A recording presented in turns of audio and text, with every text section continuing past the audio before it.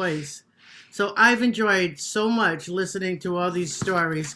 Um, I learned most of my stories through my cousins and my great aunts, and most of my stories came from Red Wing, who was a Pokanoket, Wampanoag, and Narragansett. So, uh, so these stories are mostly from her. And they're so similar to the stories that you were telling. I was afraid that all my stories were going to be already told, and I would just tell them in my own version. I know how that works. So the first story I'm going to tell is how man came to be by Creator. And if you excuse me, I can still hear my phone talking, even though I've shut it off. I've put it on. I'm going to throw it now.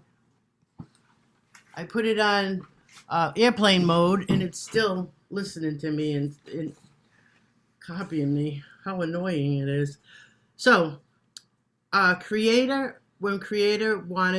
was uh, thinking about the world and what he was going to create, he realized, well, I want to create a person because I'm lonely. I want a companion. So Creator decided, well, I'm going to make someone in the fashion of me, and they're going to be a human, and they'll be made out of clay. But but then he thought, well, there's a lot of stone. Let me get the stone from the creation, the universe creation. So he started making a person out of stone, and it was coming along really well. And he was sculpting it, carving it, and really putting a lot of effort in it. And it took him all day and all night to do it. And the next day, he saw what he had created, and it was just beautiful, the most beautiful stone being there ever was. So he was going to breathe life into it, and he went to hug her, or hug him, man, I don't know if it was a man or female, went to hug this being, and realized that the being was so cold that he thought, this being cannot love me, it's too cold. So out of his frustration that he had worked so hard to come up with this beautiful creation, out of his frustration, he just threw it. And he was so mad. And all the bones scattered all over the earth. And I guess it's a female. And they are known to be the bones of the first man, a first woman, Creator's first woman. So it's the bones of Mother Earth, or the stones. So then Creator said, well, I'm going to make a person. This time, I'm going to try a tree. I'm going to make a tree. The tree is going to be, well, he made the being, and it came out like a tree. Gave it skin, that was its bark. It gave it liquid to go through it, to keep it. It gave it roots to the earth so that it would know where it came from, and it made it part of medicine. Different parts of it could work as different sorts of medicines. And then he went to hug it, and it was a little warmer than the rock, but he realized that it wasn't hugging back. And so Creator got so upset that this being tree couldn't hug it back. He said, well, you'll just always leave your arms up to the sky. That way, you'll always be raising your hands to me in reverence. So that's why the tree's branches always go up to the sky, and they're rooted to the earth. And Creator realized this person, or this being, I connected it so close to the earth that it can't even walk. So the only way I can be around it is to be next to it. So Creator realized, well, I'm not going to stand next to this tree all the time, so I'll make more trees. I'll make forests of trees, and they can be connected by their roots so that they can always have each other, and they won't be lonely, and they can sway with the wind and talk to each other through their roots in their branches. So Then he looked at Mother Earth and he said, I'm going to get clay. I'm going to make a person out of clay. So he stayed up one day, all day, and we have no idea how long the creator's days are. So that could have been, who knows, a million years for all we know. But he made this person out of clay, and he really loved it. He said, wow, this is beautiful. This is the best I've made. This clay is great. He said, I'm going to put it in the oven and bake it and make it solid, because the clay was kind of goopy. And so he put it in the great oven, and he worked so hard that he said, well, I'm just going to sleep now. And then he said, no, I better wake up. And he woke up, and he took that clay bean out of the oven and said, I don't want you to burn. So, because I'm going to fall asleep. So that was, and he really loved that, what had come out. And so he put his breath of life into the lungs of that being, and that being became the person. He said, you will roam all over the earth, because the tree couldn't. So I'm going to give that to you, that you can roam all over the earth. And that was the people that were like of European descent. So then the next person was, he said, I'm going to work on this some more. So I'm going to work on the next person. So then Creator stayed up for another day or two and made this beautiful being and said, I'm going to put it in the oven, but I won't go to sleep, because I want to make sure that I don't want to take it out before it's too early. So Creator didn't realize how tired he really was, because of staying up so long building this person. So he put the person in the oven, and he just stayed trying to stay awake. And he come to find out, he fell asleep. And when he fell asleep, that person was baked and baked and baked. And when he woke up, he said, oh, I forgot about the person in the oven. And that person became really, really dark, and loved the heat. So he said, this is a beautiful person. And he says, this person, it's not going to roam around, but I wanted to dance around and celebrate life. So Creator took that clay person and put a breath of life and spirit into that person, and he put that person close to the equator and said, you will live here because you like the heat. And that person was happy, and they went on to, make nations of people, and it was beautiful. And then Creator says, I am going to one more time try to make this being. And so once again, the Creator worked with clay and molded this person and spent so much time and made everything look so perfect on this person.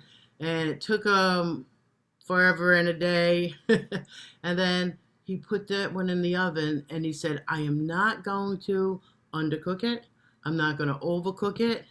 And I'm not going to fall asleep. So Creator stayed up. And right in the middle, before it was too late and too dark, he pulled that person out of the oven, and it was baked perfectly. And Creator said, this will be the Native American. And that's how Native Americans came to be. And he also put the spirit of life in that person and said, you will always be connected to your homelands, and you will take care of the Mother Earth. And that's how the Native Americans came to be who they are. So that's one story that Red Wing of the Poconokeets. Oh, why are you doing that? Oh, that's how Red Wing of the Poconokeets had told us that story of how man created man. So that's one story. Another story is, well, this is the time of year. Like I was taught that we have 13 Thanksgivings. Excuse me for a second. Jerry, will you take my phone and put it outside? It's still copying me. I threw it over there. My phone is still copying everything I say. Uh, so this next story is, oh yeah, I was taught that we have 13 Thanksgivings through the year, just like there's 13 cracks on the turtle's back. So, this one is the Cranberry Thanksgiving story because it's at this time of year. So, the story of the cranberries is that the creator told all the fruit, the berries, that their job was to, when the sun came out, that they were to stand at attention to the sun. So the berries listened to the creator, and the strawberry was so willing to please the creator that the strawberry just looked at the sun and smiled and just kept smiling and smiling and smiling.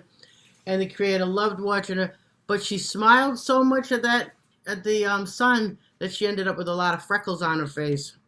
And the raspberry was sitting right there next to her and smiling at the sun and had a lot of freckles on her face too. And then there was the other ones, the blueberry. The blueberry was like, I don't know, I'll get to it. I'm playing. It's summertime and I'm playing. And a lot of the fruits were saying that. I'm just gonna, like, I'll get to it, I'll look at the sun. And the grape said, I don't know, I'll look at the sun too. I don't know when I can get to it, I'll get to it. And then, so it started, the summer was getting over and it was starting to become fall. And creator kept saying to the berries, you need to look at the sun. You need to do what I say. I tell you to look at the sun so you can be sweet. Some of the corn looked at the sun a lot and turned into sweet corn. They listened. But the cranberry and the blueberry and the grape were a little defiant. They were like, let's play, let's make vines, let's do this, let's do that. So blueberry still was kind of sour. And so blueberry said, I'm going to listen. And so blueberry looked at the sun, and some of the blueberries became very, very sweet, but not all of them. The blackberries, they said, yeah, I'll go along with the blueberry. Let's look at the sun. Yeah, all right. So they became sweet towards the end of the summer. So the cranberry still wasn't paying any mind to the creator. So the creator says, well, I'm going to have to do something so that this berry realizes that time is of essence. You have to look at the sun. So cranberry didn't pay attention. So then creator said, well, I'm going to make a little bit of time for all the Indians and all the berries that don't want to listen to me. They get a little bit lazy. They just want to make summer go on forever. They don't want to get ready for the winter. They don't want to listen to me. So he said, but I'm going to warn them with a storm. So he gave some time, which was beautiful, like in this time in October in the fall, and it was like summertime. So that's why they call it Indian summer. And then, so all the Indians started doing everything. The ones that were lazy did everything that they needed to do to prepare for the winter. But that cranberry still would not look at the sun. So then creator said, all right, enough. So cranberry took the rain and made a flood. And then the cranberries were saying, oh goodness, we're in the water. It's cold. It's a flood. We can't even look at the sun anymore. We're underneath the water. We're going to drown.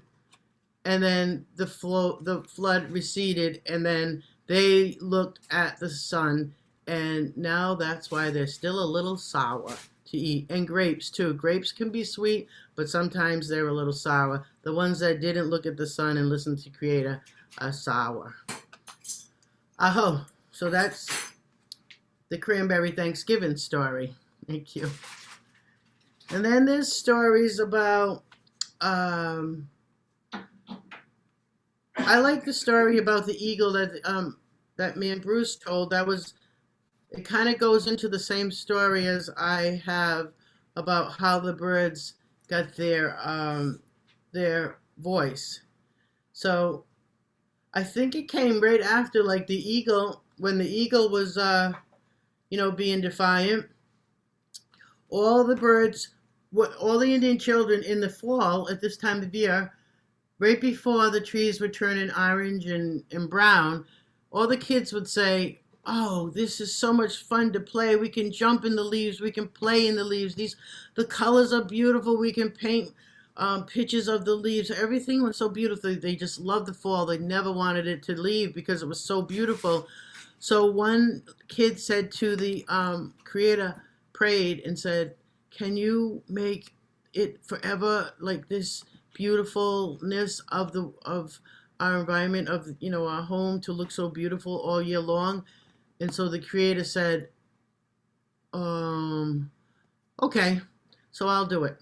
So how he did it, he asked all the leaves suddenly came off of the trees, and as they floated away, they turned into the birds, and all the colors of the trees, like the red ones became cardinals, the yellow ones became finch, orange became chickens, the white ones, well, there wasn't any white ones, but there was seagulls, and there was black ones that turned into the crow, and all these birds came out of the kids wanting to, the robin, they all wanted to, they wanted the birds to, the leaves to stay around forever. And then the woodpecker started pecking on the tree, and all the colors of the tree went on and speckled that bird. So then they said, how are we going to know our voices? How are we going to be able to decide, who's going to have what voice? So the Creator said, it's a competition, like with the eagle. The eagle had already proven that it could fly the highest and was the messenger, and it had already had its voice, and it was beautiful. So the owl said, well, we're going to have a meeting, and we'll have a lot of meetings. And so the owl was always up at night, and the owl never asked for his turn. So when it came time after their meeting, they decided that whoever could fly the highest would have the most beautiful voice or sound. So they all got in line, and first it was the crow, and the crow would go, me first, and they let crow go first, and so the crow couldn't fly that high, and so the crow got the sound of car, car. So now the crow, you never see a crow on the highway or on the road, because they just warn each other constantly, car, car, car, watch out for the car. So that was the voice they got. And then the seagull said, I'd like to look like the sand and be by the water. So they flew, and they didn't get too far up into the atmosphere, and so they got a little squeak noise. And then the blue jay went up, and the whole time the blue jay was saying, me first, me first. And there was a little woodland thrush that was with the blue jay saying, no, me first, me first.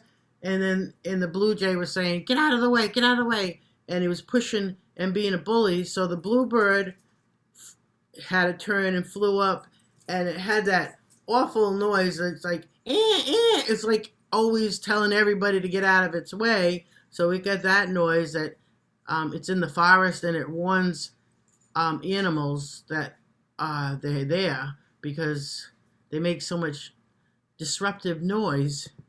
And then all the birds went up, the robin went up and got their song, and then it came to that woodland thrush that kept saying, me first, it's my turn, I want to go, I know I can fly higher than anything, I can fly higher than, the only one I can't fly higher than is the eagle, how am I going to get around that?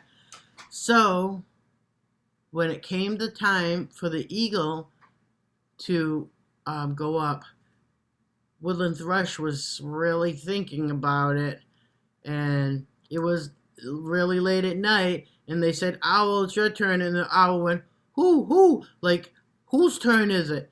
And they said, it's your turn finally, Owl, and so the owl went up, and then the next time, so they gave the owl that sound, and then the next one finally was the hawk, and the hawk got that beautiful whistle that it's just, if you listen to that whistle, you could just stay outside, and they're usually with their partner, and they whistle and at each other, and they toss around, and they're just so beautiful.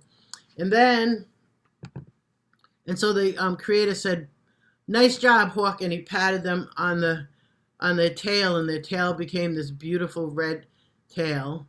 And then finally, the woodland thrush was still saying, me first, me first, me first. So nobody paid attention to it.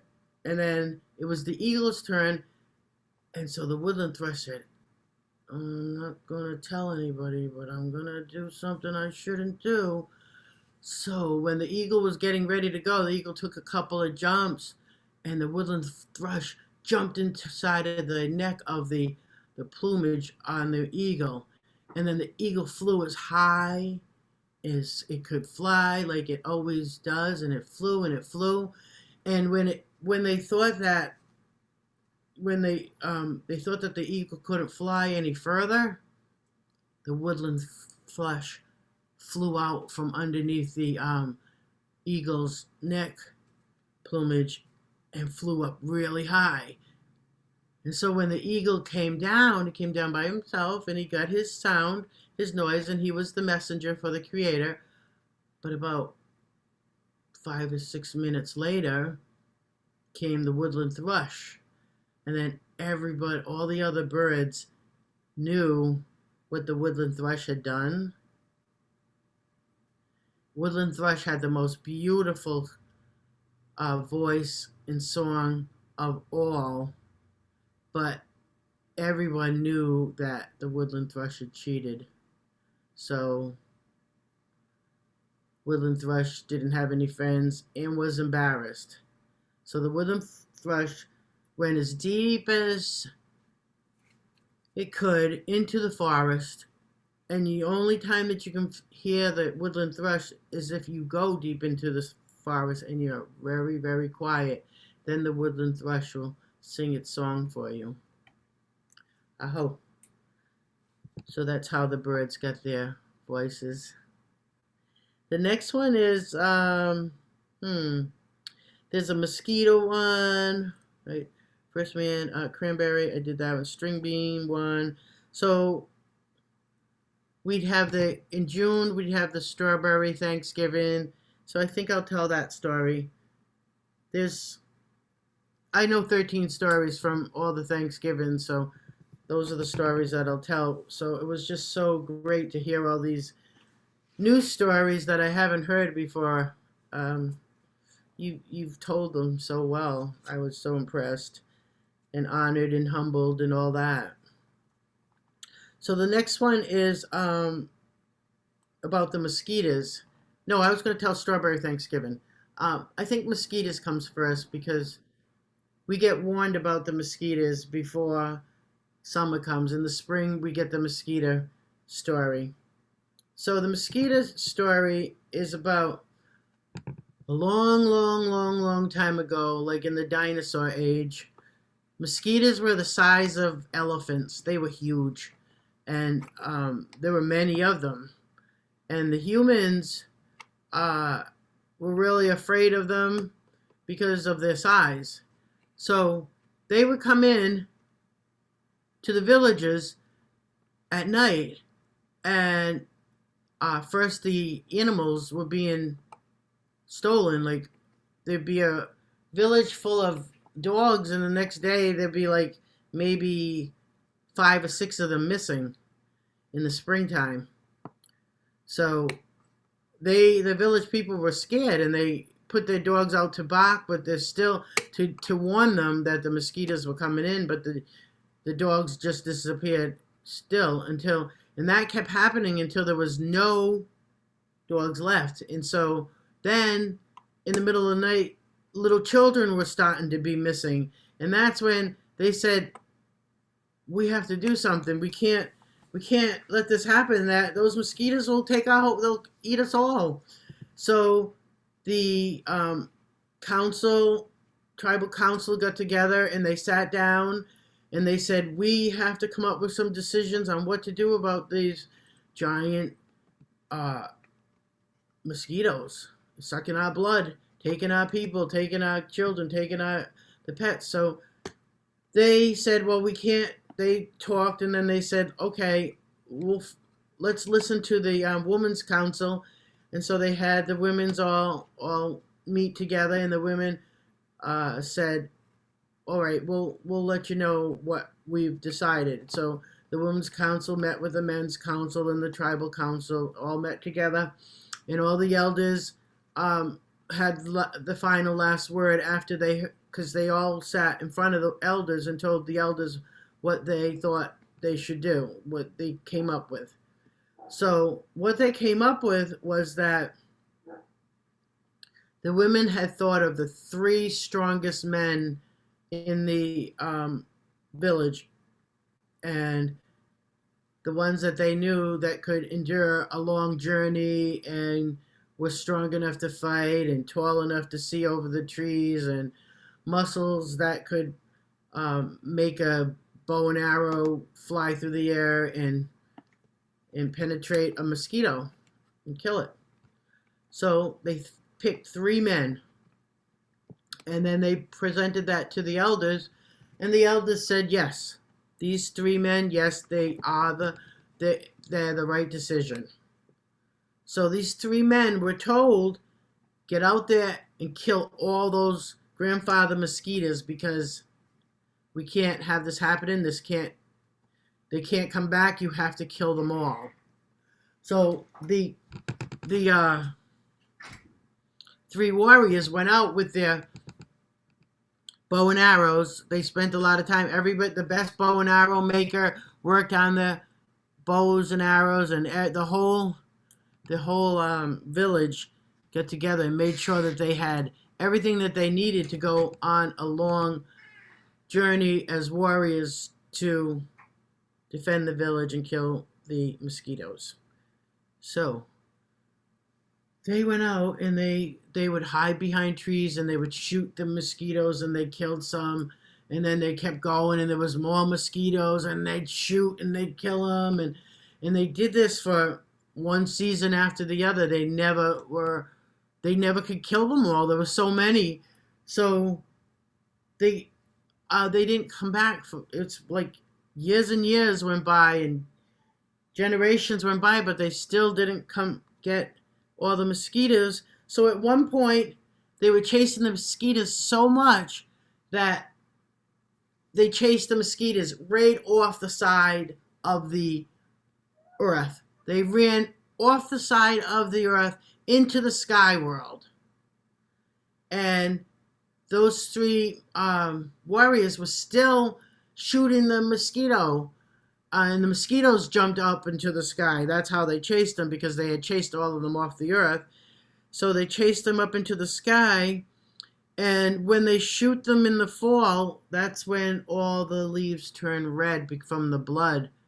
And then when they shoot them in the spring, no, when they shoot them in the winter, sometimes they miss and they hit a bear, and all the fat from the bear comes down. And sometimes they miss and they hit that bear again, and that's all the blood comes down. And then, so when you see them up in the sky, those 3 warriors, they're chasing after mosquitoes and bears, um, and it's not the Big Dipper. It's really the three warriors still up in the sky, still chasing after the mosquitoes and anything that would kill the people in the village. So, aho, that's that story. So then the mosquitoes, one time, oh, that isn't over. So I'm not done with that story. So then one time, a mosquito came down, and the warrior shot it. They decided they ran out. They came onto the earth and they shot the mosquito so many times.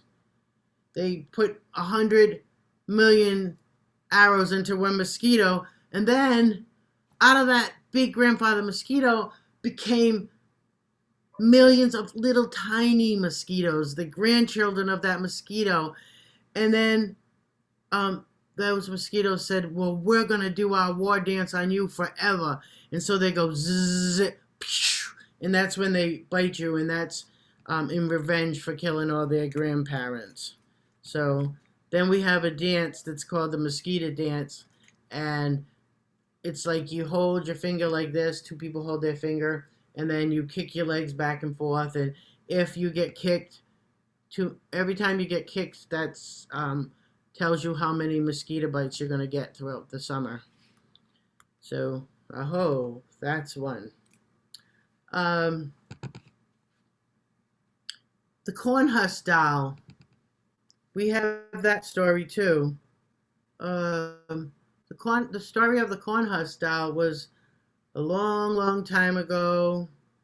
The children were always playing, and they needed something to keep them occupied. And the parents were always so busy, harvesting every season and doing the work that they had to do. And the men were busy hunting.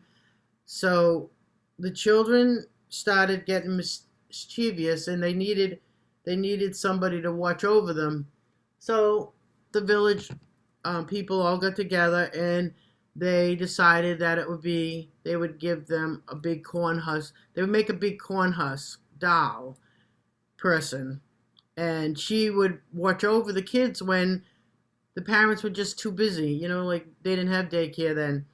So that corn husk doll was very good with the kids. She would play with them, and she'd watch them, and she made sure that they didn't get sick, and she made sure that they didn't go in the river too deep, and everything that a parent would do with their children, but when you're working full time, you can't do. So they took really good care. She took really good care of the children, made sure they had their meals on time and everything that needed to be done. Well, one day it rained really, really hard, and Corn Husk Doll took the kids and brought them into the longhouse and said, let's stay inside till the rain's over. I don't want you to catch colds or anything. So all the children stayed inside, and after the rain, outside was a beautiful rainbow. So they all went out and, oh, look at that beautiful rainbow. And the children were all looking into the sky, and then Corn Husk Woman looked down, and there was a huge puddle. And in this puddle, she saw her reflection, and she had no idea how beautiful she was. But then when she looked into the reflection, she was like, wow, I'm beautiful. And she started playing with her hair and staring at her eyes and just doing everything that somebody that is conceited would do. She was just all about herself. And why, what do you think was happening to the children while she was looking at herself? The children were falling off of rocks and falling into the river and fighting with each other. They were scraping their knees. They never had their hair combed. They were just in a lot of trouble, and they would wander off and get lost. Nobody was eating their meals at all, and Corn Husk Doll really didn't care. She just said, I'm beautiful.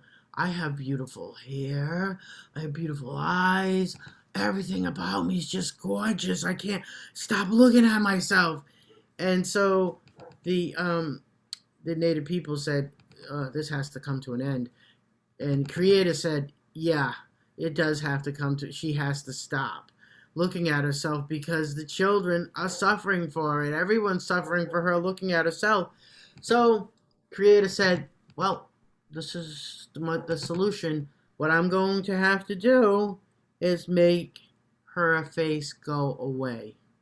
So, created made her have no face, and she went right back to taking care of the children after that. So, that's why the cornhusk doll doesn't have a face. Aho. I think, I'm pretty sure my time's up, right?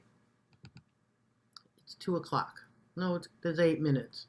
I don't know Yeah, who. you have 10 minutes or so. I have 10 more minutes?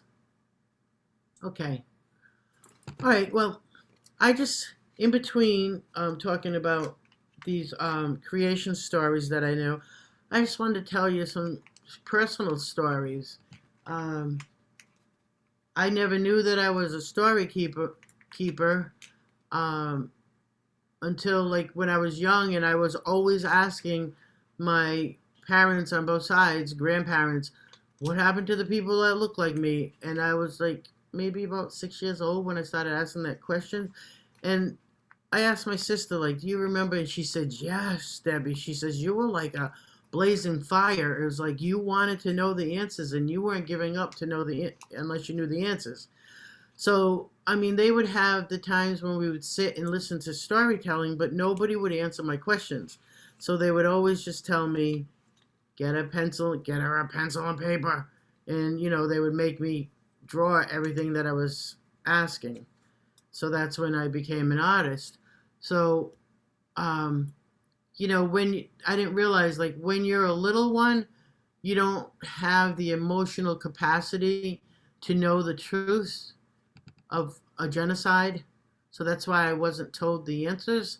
So, but it didn't stop me from asking. So I kept asking and asking. And then, um, when right before some of my relatives would pass away, that's when they would tell me to come over. They wanted to tell me stories, or they'd call me and give me these stories. So they would tell me the stories that I needed to know. And this one uncle said, you had a great great grandmother named Emma Jane Lincoln. And she told me this. He goes, she told everybody this story, and she wanted everybody to know. And he goes, and I heard her tell the story to so many people. He said, I used to sit underneath the porch steps, and anybody that came to the house, she told them the story. So, and I was like, well, what's the story? Well, the story was that um, they had their home was in Warwick, Rhode Island. The whole Warwick was their, home. They had a huge farm, and Indians from the Narragansetts, Pequots, Nipmucks, Wampanoag, all the Eastern Woodland tribes would be there all the time, and that they were calling it Wild's Corner because there was always a lot of powwows and Native American events there. And so the state came to my grandmother's brothers and said, we want the land. Will you sell it? And they totally refused to sell the land. And the state would come all the time and ask them to buy the land, and they still refused.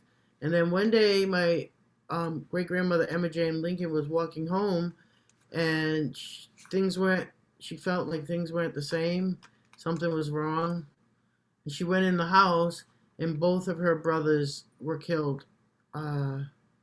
They were tortured. They had their fingernails taken out. They were burned, and there was a deed, and there was an X on it that it made it in their names. It said that they signed the deed to the land, and so the state ended up taking the land, and that's where the airport is today. And on that land is all of my ancestors' graves right on the runway. I've had to fight for it so many times. There's another piece of land right next to it that my grandmother's yard was at, and there was a shed all full of baskets that she made. And so I never knew her, She died in 1937 and was born in 1850.